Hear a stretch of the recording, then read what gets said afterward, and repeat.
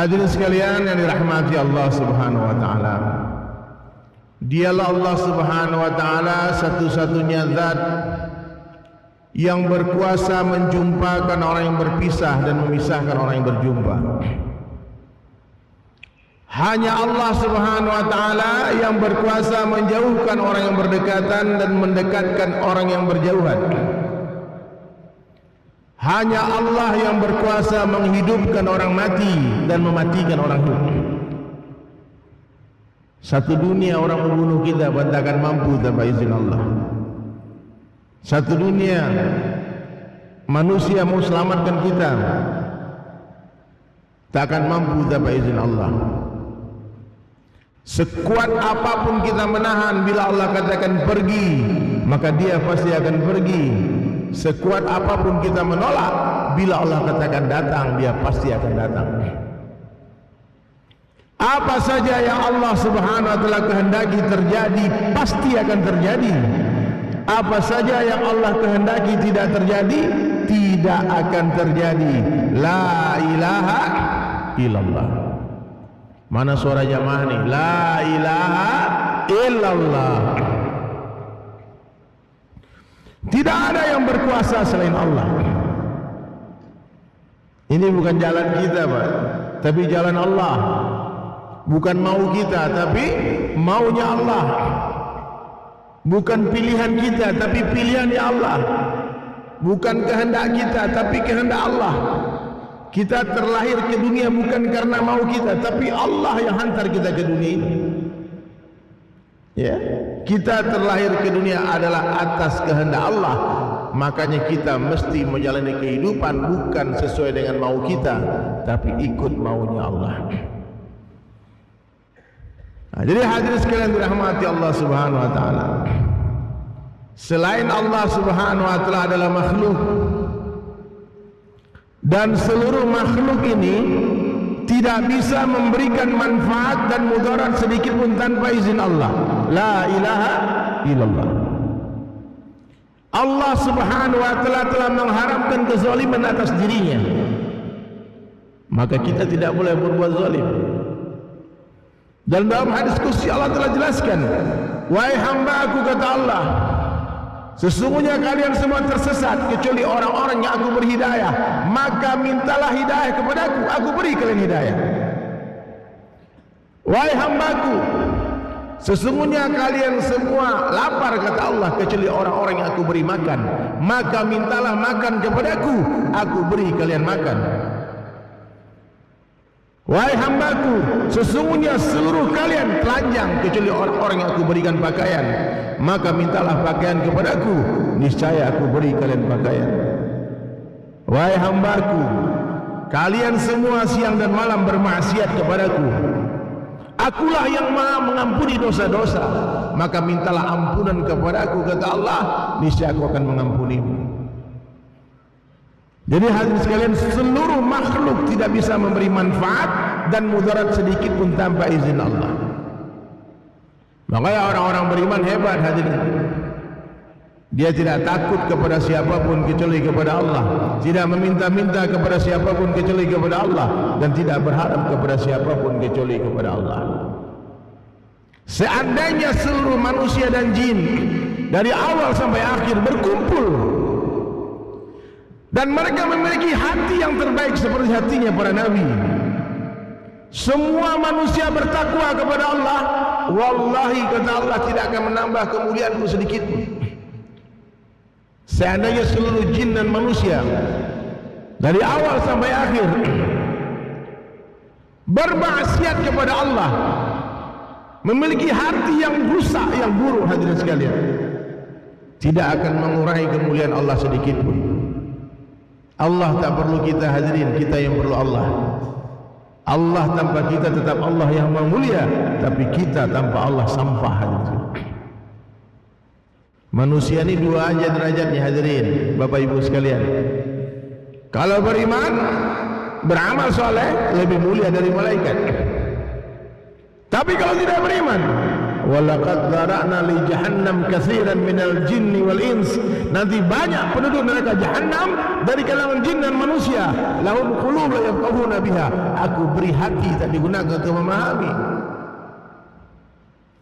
Walahum a'yun la yubsiruna biha, aku beri mata tak digunakan untuk melihat kebesaran Allah. Walahum adhanu la yasma'una biha, aku beri telinga tak digunakan untuk mendengar. Ulaika kal an'am, mereka seperti binatang, kata Allah. Balhum adhal, bahkan lebih hina dari binatang. Bapak Ibu tahu biri-biri banyak di Selandia Baru, Pak. Bapak kalau pernah ke New Zealand nanti ketemu biri-biri, Stone and the Sheep, kambing tapi bulunya tebal. Itu bulunya biri-biri itu kalau dicukur, Pak, ada harganya. Mahal, Pak, untuk jadi bahan wol. Itu bulunya binatang kalau dicukur berharga. Coba kalau Bapak Ibu cukur bulunya semua, ada yang mau beli, Pak? Nggak ada harga bulu manusia. Kulit kambing, kulit sapi, kulit kuda, kulit ular, kulit buaya, bahkan kulit babi ada harganya, Pak. Kulit kita berapa harganya, Pak? Ibu-ibu mau nggak pakai tas ori dari kulit manusia? Nggak mau. Burung walet terbang ke sana kemari, itu air liurnya burung walet itu 1 liter, itu 1 kilo, itu belasan juta harganya, Pak. Aha, coba, Pak, kita manusia nih, coba kumpulkan air liurnya Ustaz Ping nih. Ada yang mau beli, Ustaz? Ini air liur ulama ini, nggak ada yang mau beli. Paham? Jadi binatang itu masih ada harganya. Daging sapi berapa 1 kilo di Samarinda? Hah? 150. Daging manusia berapa? Mau gak dikasih daging manusia 1 kresek? Gak mau, orang kasih gratis pun tak mau, hadirin sekalian. Makanya hadirin dirahmati Allah Ta'ala, mulianya seorang manusia bukan karena berat badannya. Kalau karena berat badan mungkin saya paling mulia di sini, Pak. Ya? Kalau karena berat badan mungkin sapi kerbau lebih mulia dari kita. Mulianya seorang manusia hanya dalam ketakwaan saja. Siapa yang bertakwa dia mulia, siapa yang tidak bertakwa dia hina. Tidak ada komanya, Pak, itu titik. Satu ketika Rasulullah SAW duduk bersama para sahabat. Lalu lewat satu orang pemuda tampan. Dari kejauhan tercium wangi parfumnya. Nampak bagus jubah gamis yang dia pakai. Dari tampilannya nampak ini orang kaya, Pak. Lalu Rasulullah SAW bertanya kepada para sahabat, bagaimana pendapat kalian tentang orang itu? Maka seorang sahabat menjawab, dia orang yang mulia ya Rasulullah, dia orang yang beruntung ya Rasulullah. Kalau dia bicara pasti didengarkan orang, kalau dia bagi usulan pasti diterima orang, kalau dia pinang anak orang pasti semua berebut mengambil dia jadi menantu. Dia sungguh beruntung ya Rasulullah. Lalu Nabi diam. Tak lama kemudian lewat seorang sahabat dengan baju yang compang-camping, tak tampan juga, tak rupawan. Nampak dari pakaiannya ini bukan orang kaya. Lalu Nabi bertanya, bagaimana pendapatmu tentang orang ini? Maka sahabat menjawab, dia orang yang malang ya Rasulullah. Kalau dia bicara tak didengarkan orang perkataannya, kalau dia usul tak diterima usulannya, kalau dia pinang anak gadis orang tak mungkin ada orang terima dia jadi menantu. Sungguh dia sangat malang ya Rasulullah. Apa jawaban Rasulullah sallallahu alaihi wasallam?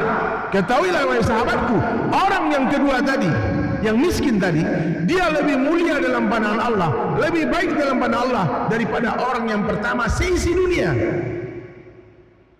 Paham tak?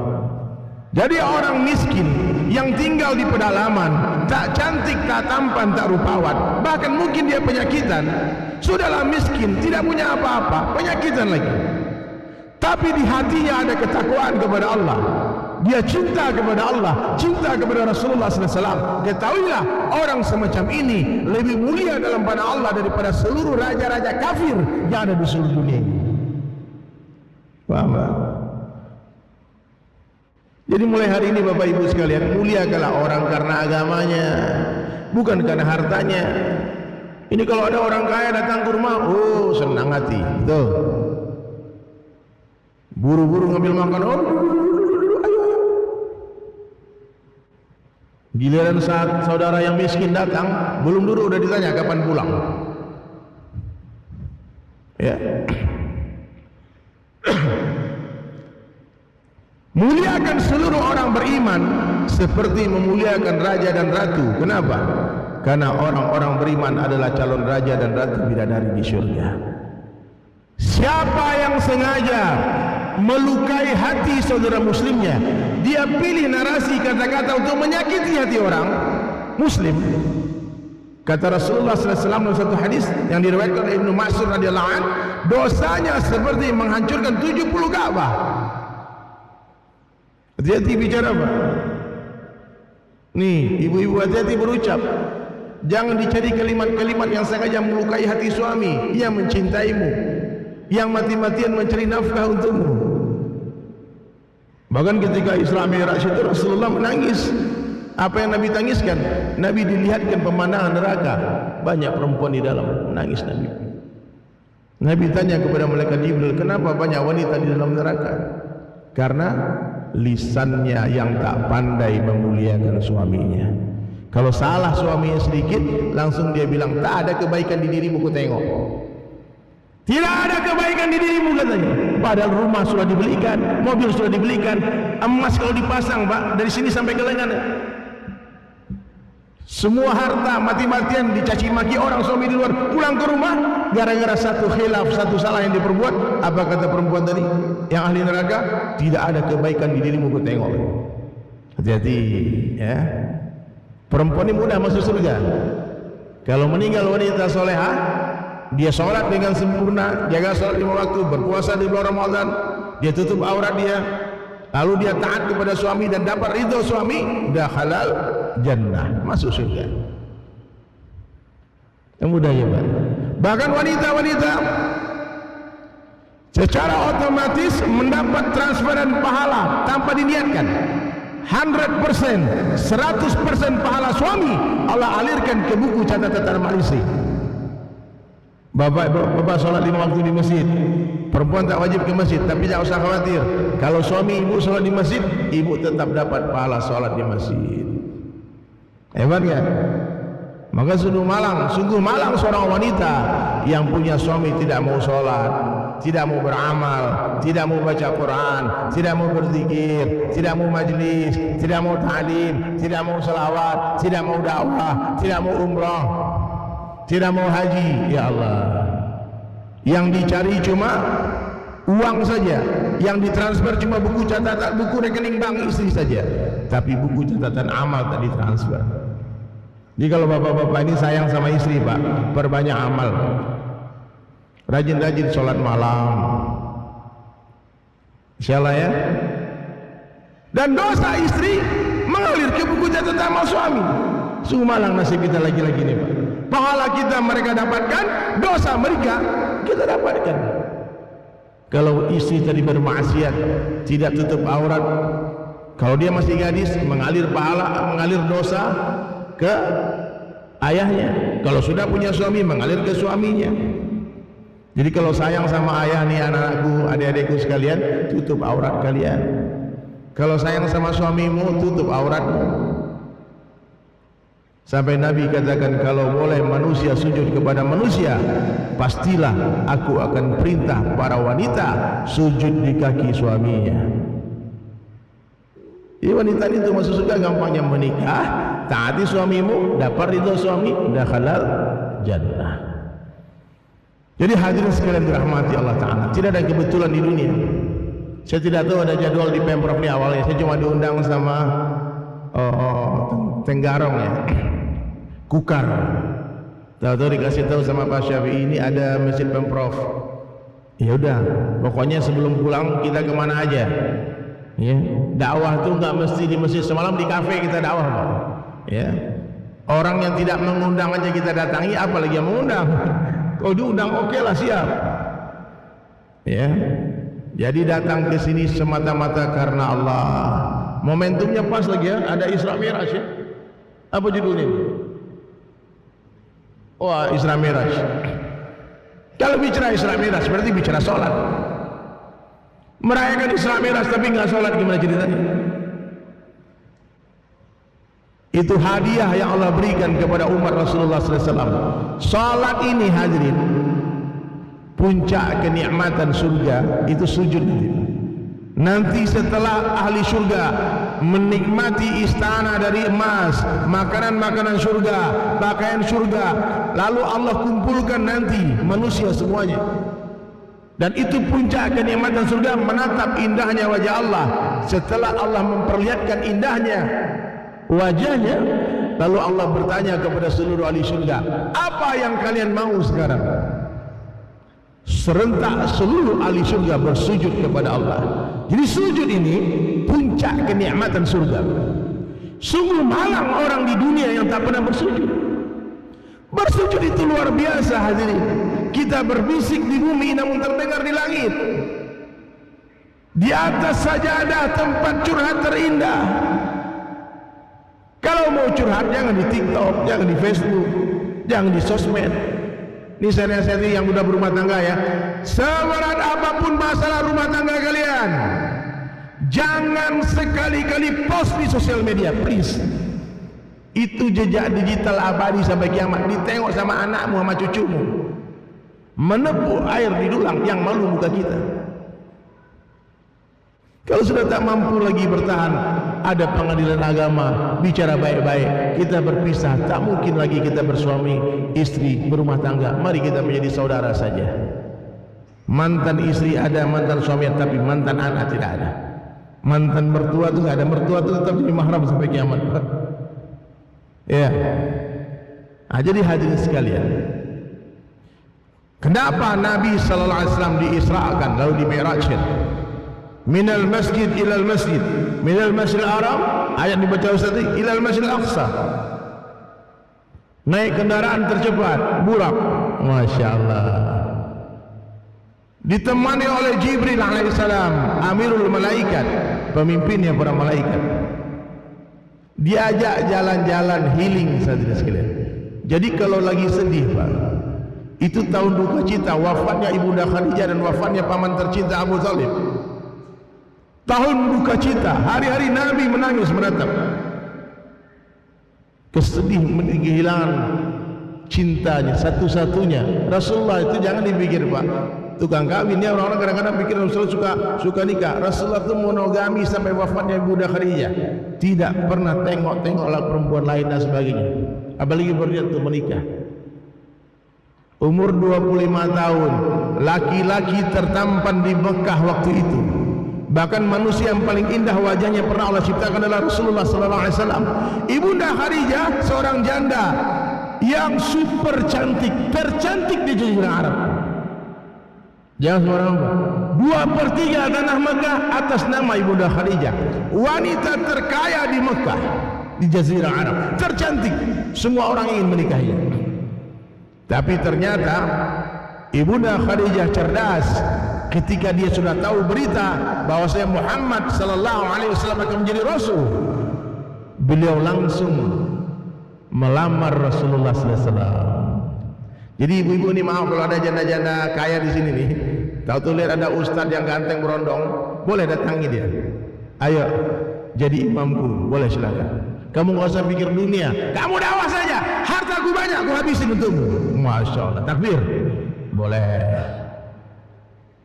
Iya Pak, yang berondong Pak, yang tua-tua nggak ditawarkan. Yang masih muda-muda silahkan. Tidak ada aib dalam Islam wanita melamar laki-laki. Itulah kisah cinta terbaik hadirin sekalian. Tak pernah Rasulullah pulang ke rumah lalu Ibunda Khadijah menginterogasi, dari mana, sama siapa, ngapain. Ini pertanyaan nggak boleh ditanya sebetulnya hadirin. Banyak laki-laki akhirnya berdusta. Kenapa? Karena terlalu banyak ditanya. Jika kalau ibu-ibu mau punya suami tak pandai berbohong, Mudah saja, jangan banyak bertanya. Kalau banyak bertanya, panik ini laki-laki. Dari mana? Padahal nggak ada masalah kalau jujur pun.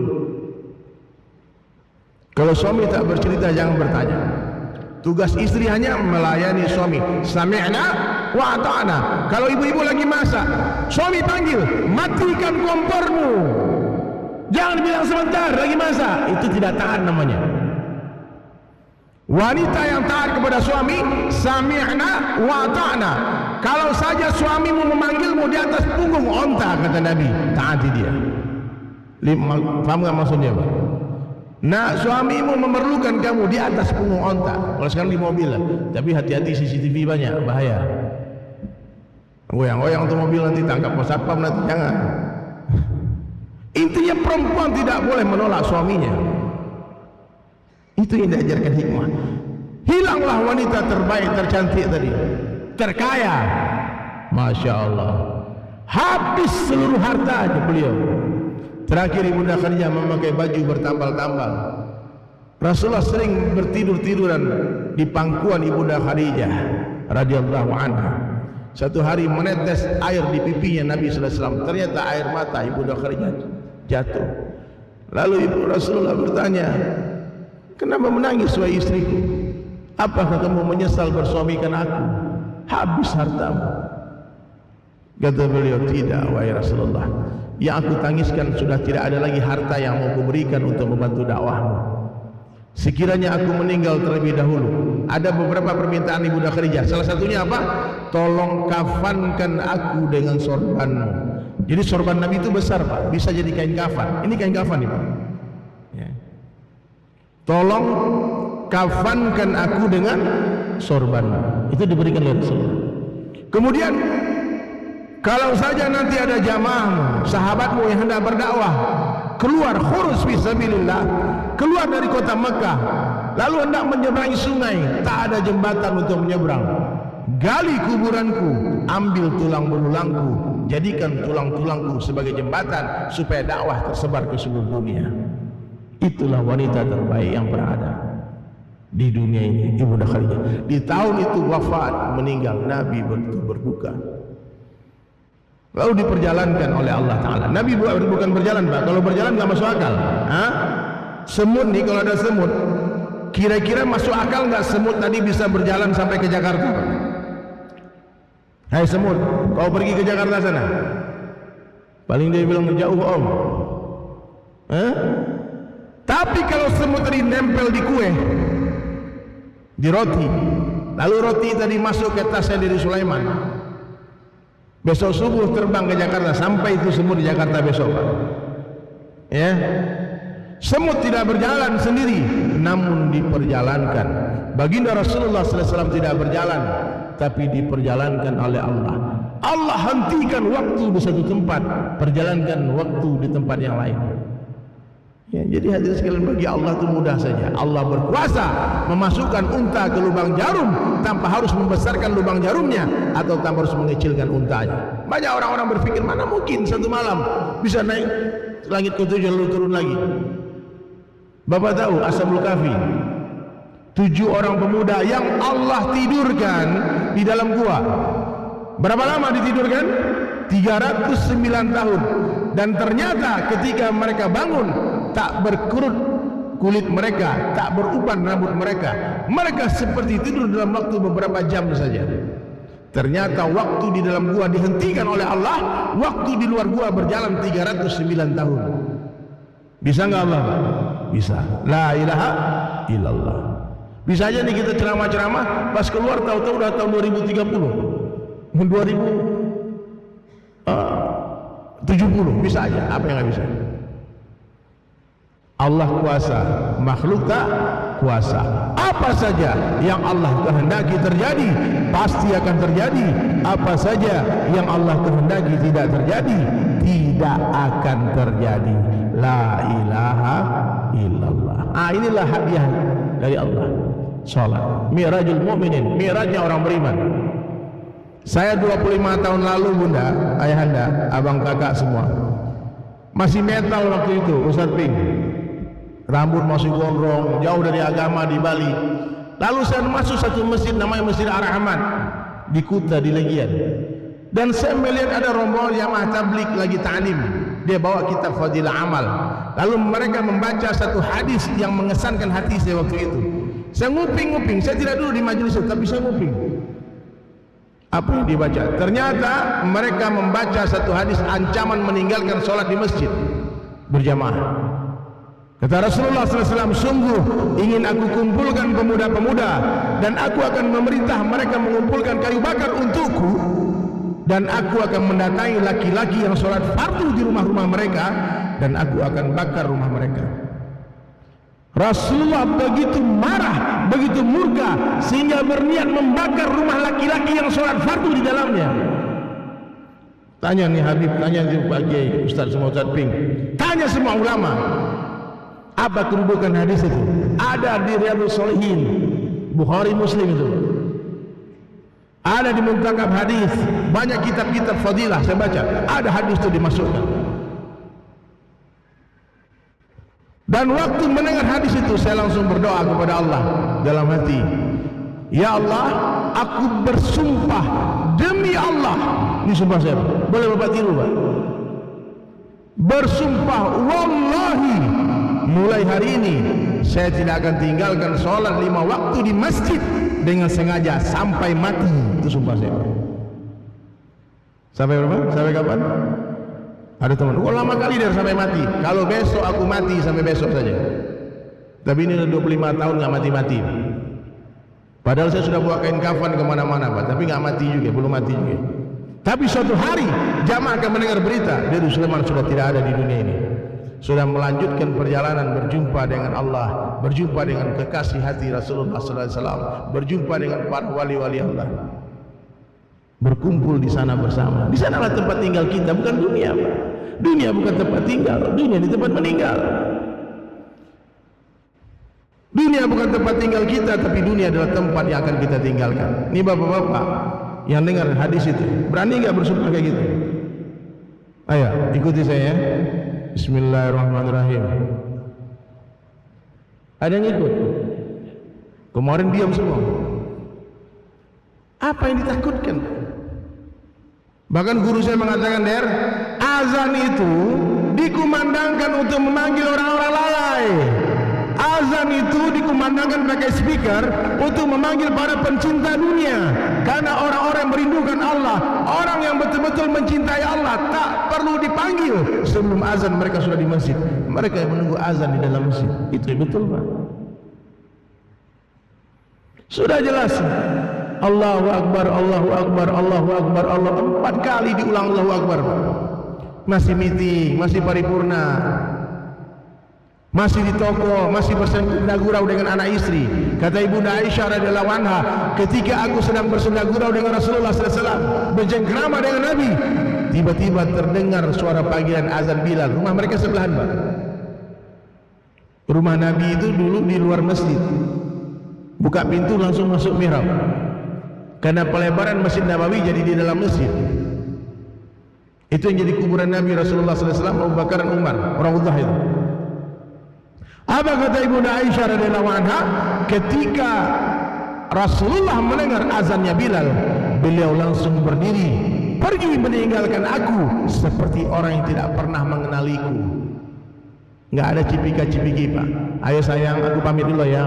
Sabar-sabar abang pulang. Nggak ada. Nabi pergi berubah wajah, pergi meninggalkan istri yang tercinta. Sahabat sedang mencangkul di sawahnya, naik ke atas cangkulnya, dengar azan, tak berani menjatuhkan cangkul ke tanah. Berlari mereka Pak, ke masjid karena merasa lalai. Abdurrahman bin Auf datang ke masjid, masbuk, gara-gara memeriksa 700 ekor unta, berkabung, menangis sejadi-jadinya. Ya Rasulullah, gara-gara unta perdaganganku itu, bisnisku itu, aku telah lalai, aku masbuk ya Rasulullah. Aku sedekahkan semuanya, infak semua di jalan Allah. Gara-gara itu aku lalai. Ini ada amalan nih buat bapak-bapak. Ini challenge ya, amalan. Ini hadis sahih juga di Nabi SAW. Kata Rasulullah SAW, siapa yang sholat berjamaah di masjid selama 40 hari tanpa tertinggal takbiratul ula bersama imam.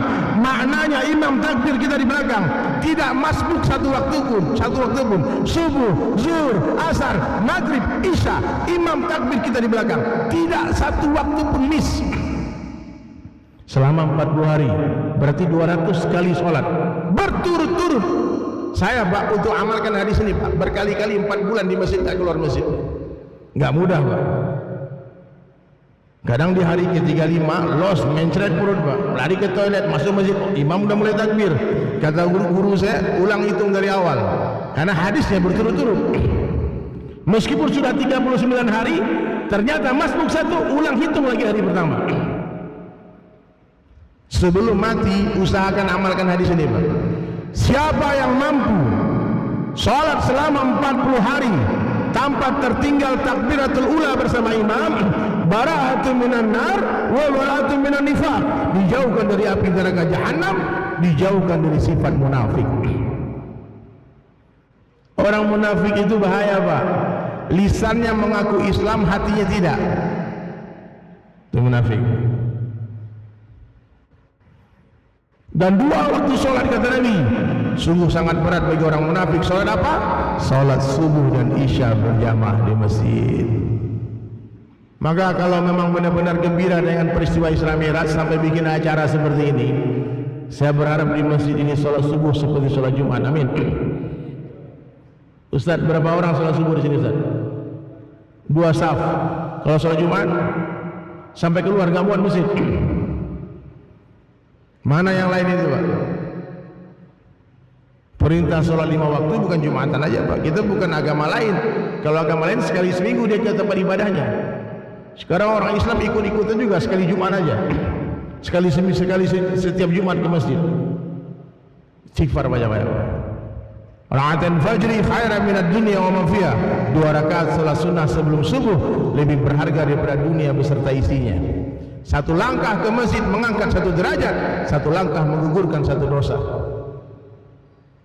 Rugi bunda kalau suami ibu sholat di rumah. Berhentilah merayu suami itu sholat berjamaah di rumah. Itu namanya bodoh, tidak tahu fadilah amal. Abang, kapan lagi kami berjamaah bang? Di rumah aja imamin. Dorong suamimu ke masjid. Kalau mau berjamaah sholat tahajud berdua, qiyamul lail. Rahmat Allah bagi seorang suami yang memercikkan air ke wajah istrinya untuk membangunkan istri sholat malam. Kasih sayang Allah untuk seorang istri yang memercikkan air ke wajah suaminya, membangunkan suaminya sholat malam. Pernah ibu-ibu dibangunkan jam 2, jam 3 sama suami? Pernah? Sholat enggak? Oh enggak. Bangunkan untuk urusan berlain rupanya. Maka hadirin sekalian dirahmati Allah Ta'ala, mulai hari ini perbaikilah diri Pak. Dari mana kita mulai perbaikan itu? Perbaiki sholat. Inna sholata tanha 'anil fahsya'i wal munkar. Sholat itu mencegah perbuatan keji dan munkar. Jangan main-main dengan sholat ya. Sholat seperti kepala pada badan. Sholat tiang agama. Siapa yang mendirikan sholat mendirikan agama, yang meninggalkan sholat meruntuh agama. Gimana kira-kira orang Samarinda ini? Kalau ada sekelompok manusia, orang datang ke masjid mau runtuh masjid, dia pukul-pukul tiang masjid ini, dia mau rubuhkan masjid. Bapak-bapak tenang-tenang saja, diam apa siap perang? Saya yakin keluar semangat jihadnya. Takbir! Kurang ajar ini, musuh Islam ini. Dia kurang ajar, meruntuh masjid. Bahkan bapak ibu siap mati untuk membela masjid jangan sampai diruntuh. Tapi anehnya, ada orang yang meruntuh agama, dia tidak sholat, kita jadikan sahabat, kita jadikan teman karib, kita jadikan teman akrab, kita bayarin makan, naikkan mobil kita, bonceng motor kita, tertawa sebahas sampai subuh dengan mereka main catur. Kita tahu dia tak sholat, kita biarkan. Kenapa? Ada masalah apa kita dengan agama ini Pak? Kenapa tidak ada rasa cinta kepada agama? Ternyata karena memang kita tidak pernah berkorban untuk agama ini. Kenapa kita cinta sama masjid? Saya yakin Bapak Ibu pernah lah nyumbang 1 meter karpet, 1 sak semen di masjid ini, sehingga ada rasa memiliki masjid, ada rasa pengorbanan, rasa cinta kepada masjid. Sehingga kalau orang beruntung masjid kita marah, sementara orang beruntung agama kita santai-santai saja. Maka mulai hari ini hadirin sekalian, mari kita makmurkan masjid, dan pengurus masjid makmurkan jamaahnya.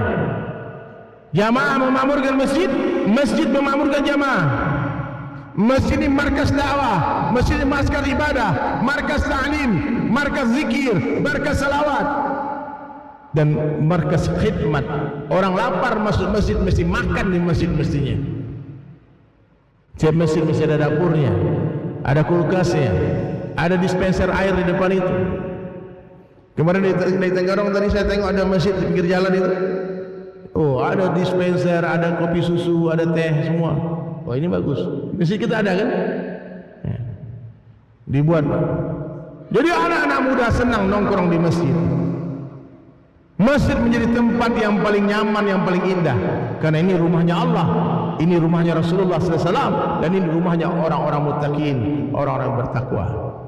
Jadi kalau umur kita sudah 40 tahun, Pak, saya kan udah lebih 40, maka dapat pakai tongkat ya, Pak. Saya udah 6 tahun, mau 6 tahun pakai tongkat ya, Pak. Kan sunnahnya umur 40 tahun suruh pakai tongkat. Kata Rasulullah SAW, kata para ulama, tentu melalui rujukan kepada Nabi, kalau udah 40 tahun, jadikanlah masjid sebagai rumahmu. Jadikanlah masjid sebagai rumah. Kalau udah 40 tahun umur kita, berarti sudah senja, Pak. Saya bercermin, tengok-tengok, udah banyak uban rupanya, Pak. Oh, udah senja hari ini. Ya. Cuman angan-angan kita ini lebih panjang dari umur kita, Pak. Ya. Banyak orang berandai-andai, nantilah umur 60 aku taubat, tahu-tahu umur 59 mati. Nantilah umur 40 aku sungguh-sungguh agama, umur 39 mati. Ada bahkan yang berencana besok lah aku taubat, katanya besok. Malam ini aku mau senang-senang dulu, mau party dulu, besok mau taubat. Ternyata malam itu dia tidur tak bangun lagi, mati. Kepastian akan kematian itu lebih pasti daripada terbitnya matahari esok pagi. Tidak ada yang pasti di dunia selain mati. Tidak ada yang pasti selain mati. Dengar baik-baik, Pak. Dan orang yang paling jenius dalam pandangan Allah, orang yang paling cerdas dalam pandangan Allah, siapa mereka? Orang yang paling banyak zikrul maut, orang yang paling banyak mengingat mati dan mempersiapkan bekal matinya. Iya, Pak. Ada yang yakin masih hidup sampai besok, Pak? Coba angkat tangan, Pak. Aku lawang pasti besok. Coba angkat tangan yang yakin ya.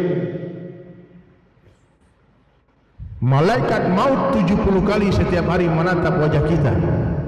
Suatu hari nanti, suka atau tidak suka, siap atau tidak siap, rela atau terpaksa, kita akan tinggalkan dunia.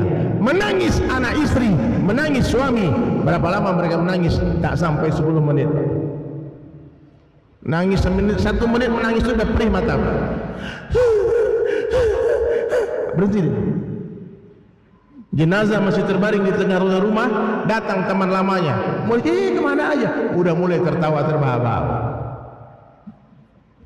Ternyata kita nggak penting di dunia ini, Pak. Wallahi, Pak, kita mati nih, Pak ya. Menangis anak istri kita. Tak lama dia lupa kita pernah hidup di rumah. Dia lupa yang bangunkan rumah mereka itu kita, Pak. Dia lupa.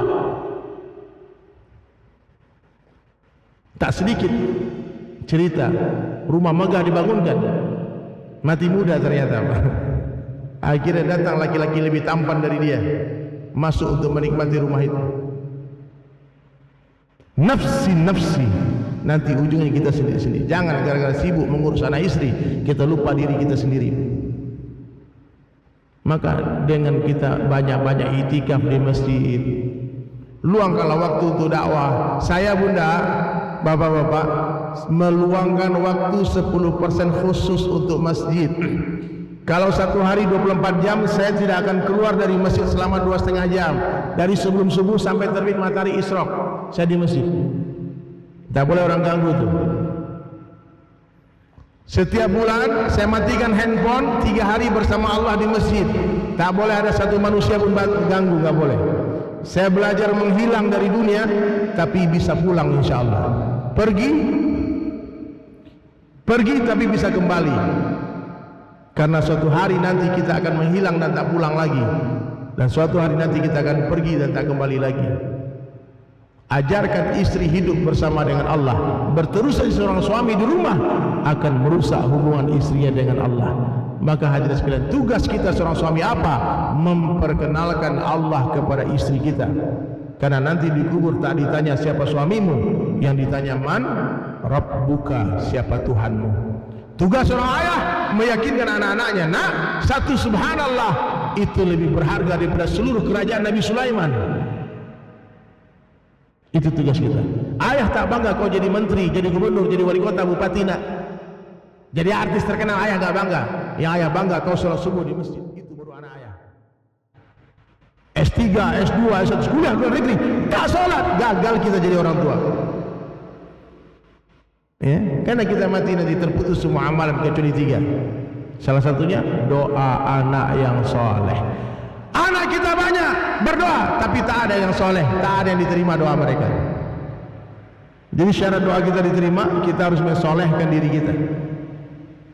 Ilmu yang bermanfaat, apa yang Bapak dengar ini amalkan, sampaikan lagi ke orang lain. Yang ketiga, sedekah jariah. Masjid yang kita bangun, pesantren yang kita bantu, itu nanti yang akan bermanfaat setelah kita mati. Alangkah beruntungnya seorang manusia yang ketika usianya ditutup oleh Allah, umurnya ditutup, tapi buku catatan amalnya tak ditutup oleh Allah, terus terbuka mengalir pahala sampai kiamat. Amin. Dari mana? Masjid yang dibangun, itu orang kaya. Kata Buya Hamka rahmatullah alaih, apa yang kita makan akan jadi kotoran, apa yang kita tinggalkan akan jadi rebutan, dan apa yang kita infakkan di jalan Allah, itulah rezeki kita sesungguhnya. Ingat, dunia sementara, akhirat selama-lamanya. Dunia sebentar saja, akhirat sebentar lagi. Sekarang kita di atas tanah, tak lama lagi tanah di atas kita. Sekarang dunia nyata, akhirat cerita. Setelah mati, akhirat nyata, dunia tinggal cerita. Maka Bapak Ibu sekalian, buatlah persiapan. Ya, kita nggak tahu, mungkin hari ini hari terakhir kita.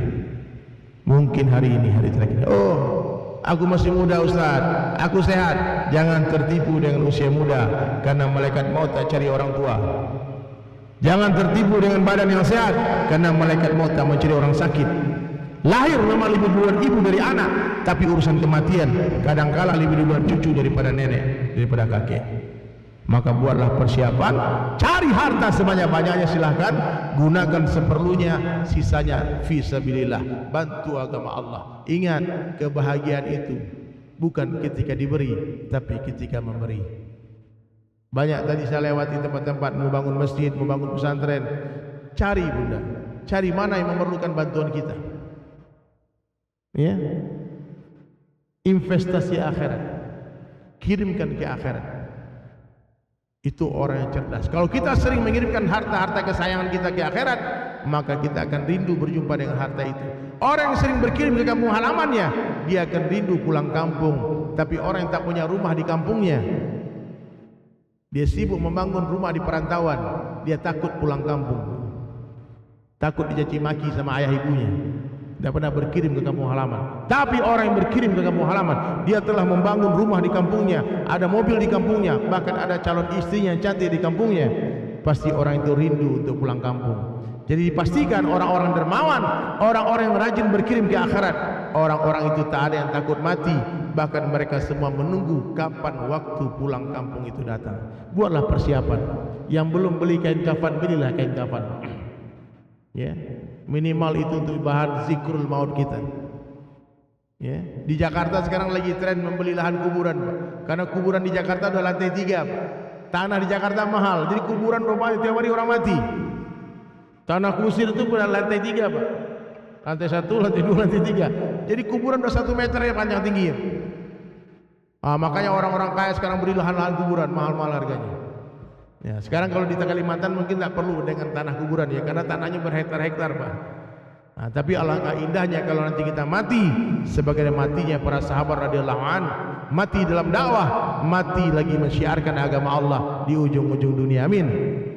Bagaimana hidupmu, begitulah matimu. Bagaimana matimu, begitulah nanti kamu dibangkitkan di akhirat. Orang baik, insya Allah matinya baik. Amin. Orang baik suka bicara yang baik-baik, menulis yang baik-baik, melihat yang baik-baik, memikirkan yang baik-baik, sangka baik. Kenapa?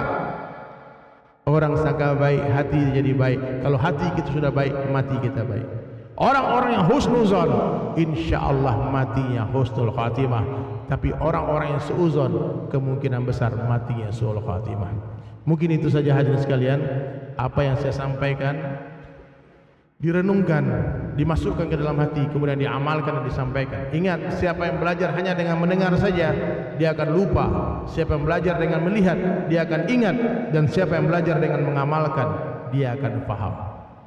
Siapa yang mengamalkan satu ilmu yang dia ketahui, maka Allah Subhanahu wa taala langsung yang akan mengajari dia 10 ilmu baru yang tidak dia ketahui. Allah yang akan menjadi guru kita langsung laduni datang kepada orang-orang yang beramal. Semoga Allah beri kita paham dan kita siap menjadi dai dan daiyah bergerak ke seluruh dunia. Amin. Mari kita berdoa. Allahumma shalli ala Muhammad wa ala Muhammad kama shallaita ala Ibrahim wa ala Ibrahim wa barik ala Muhammad wa ala Muhammad kama barakta ala Ibrahim wa ala Ibrahim fil alamin innaka Hamidum Majid. Allahumma ighfir lil muslimin wal muslimat. Amin ya rabb. والمؤمنين والمؤمنات الحياء منهم والأموات يا الأولين يا آخر الآخرين يا ذا القتمتين يا راحم المساكين يا رحم الراحمين يا رب يا الله يا رحمن الرحيم. Kami berkumpul di masjid ini ya Allah karenamu ya Allah. Tolong ya Allah ampunkan seluruh dosa-dosa kami ya Rabb. Dosa kedua orang tua kami ya Allah. Dosa guru-guru kami ya Allah. Dosa umat Islam seluruh dunia ya Allah. Ya Allah tambahkan hidayah di hati kami ya Allah. Jadikan diri kami asbab hidayah bagi orang memandang kami, mendengarkan suara kami ya Allah. Ya Allah yang sakit di majlis tolong angkat penyakit kami ya Allah. Bila ada yang sempit tolong lapangkan hidup kami ya Allah. Bila ada yang berhutang ya Allah tolong lunaskan hutang-hutang kami ya Allah. Bila ada yang belum menemukan jodohnya berikanlah jodoh yang terbaik ya Allah. Ya Allah anak-anak kami jadikan anak-anak yang saleh dan salehah, alim-alim, dai dan daiyah, hafiz dan hafizah. Ya Allah ya Rahman ya Rahim, hantar kami berdakwah ke ujung-ujung dunia ya Allah. Jauhkan kami dari fitnah dunia. Ya Allah jauhkan kami dari fitnah kubur, mahsyar, sirat. Bahagiakan kami nanti bersama orang kami cintai di surga. Karena surga tak akan indah tanpa mereka semua. Jumpakan kami dengan Rasulullah nanti di surga ya Allah. Berikan kami minum di telapak tangan Nabi dengan telaga Kausar ya Allah. Ya Allah hantar Nabi ke dalam mimpi-mimpi kami ya Allah. Apa yang diminta Rasulullah itu yang kami pinta. Apa yang ditolak Nabi itu yang kami tolak. Rabbana atina fid dunya hasanah wa fil akhirati hasanah wa qina azabannar. Subhana rabbika rabbil izzati amma yasifun wa salamun ala mursalin walhamdulillahi rabbil alamin. Assalamualaikum warahmatullahi wabarakatuh.